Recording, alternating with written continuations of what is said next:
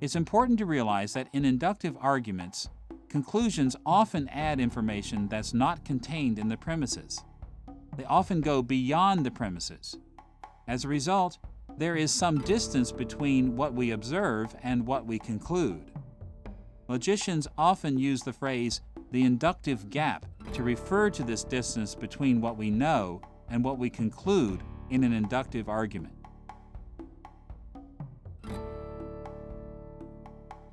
Think about the examples we've just mentioned. First, the example of repetitive induction. If we observe one goose and say this goose is white, and then we see another and say it is white, and we do this 1,000,000 times, we might feel safe in concluding that all geese are white. But there's a big difference between knowing that 1,000,000 geese are white and claiming that all geese are white. The conclusion that all geese are white may be very probable, but it is not utterly certain. There is an inductive gap between our observations and our conclusion. So what allows us to draw the conclusion that all geese are white when we know it's beyond what we have observed? In a word, we draw upon other things we know. We draw from many other experiences and what we might call common sense, what makes sense from our general worldview. We say to ourselves, looking at 1,000,000 geese is enough to prove my point.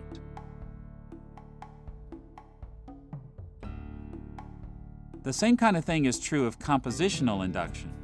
Remember how I concluded that my house was being robbed? I saw the open door, moved furniture, and a man carrying my television away. These observations led me to a reasonable or probable conclusion that I was being robbed, but this conclusion was not utterly sure, it was only probable. After all, the man might have been a television repairman.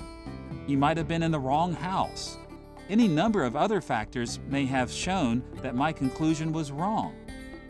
Once again, we face the inductive gap. What then made me able to conclude that I was being robbed? What enabled me to bridge the inductive gap? I just assumed from past experience and general cultural influences that no one would be in my house doing those things unless he were robbing me. Remembering the inductive gap is important because as systematic theologians build their doctrines, they have to face the limits of the inductive gap. As they cull through the Scriptures and the theological propositions they've derived from Scripture, systematicians are deeply involved in inductive logic. And as we've seen, this means that their conclusions are not utterly certain. They may be very likely, or even settled judgments, but not utterly certain in every detail because they're based on induction. To one degree or another, systematicians always face the inductive gap. Unfortunately, systematicians sometimes forget that their doctrinal conclusions are based on induction and that they face the inductive gap. So they often make claims that go far beyond what they have proven. Consider again the example of Birkhoff's objections to the theory of perfectionism, found in Part 4, Chapter 10 of his Systematic Theology.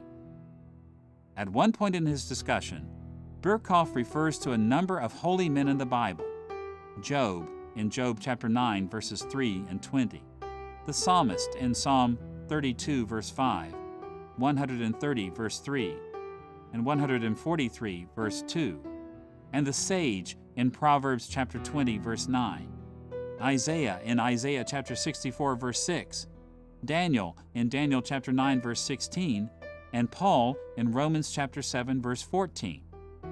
On the basis of these examples, Birkhoff concluded that the Bible saints are constantly represented as confessing their sins in Scripture.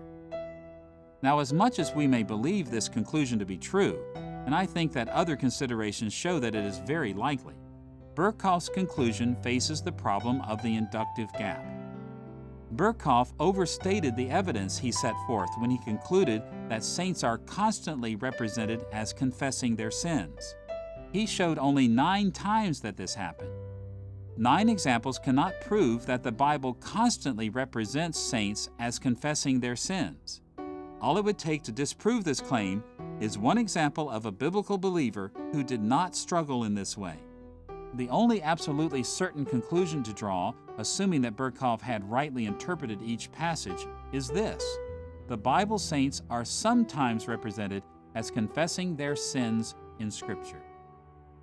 Why then did Birkhoff feel comfortable drawing the conclusion that saints are constantly represented as confessing? How did he bridge the inductive gap from his scant evidence to his grand conclusion? The answer is simple. He bridged the inductive gap as we do in ordinary life, with information from his broader Christian outlook. He was satisfied with his conclusion because it coordinated with so many other things he believed and things he assumed his readers would believe. But we should all recognize that his conclusion went far beyond the evidence he presented.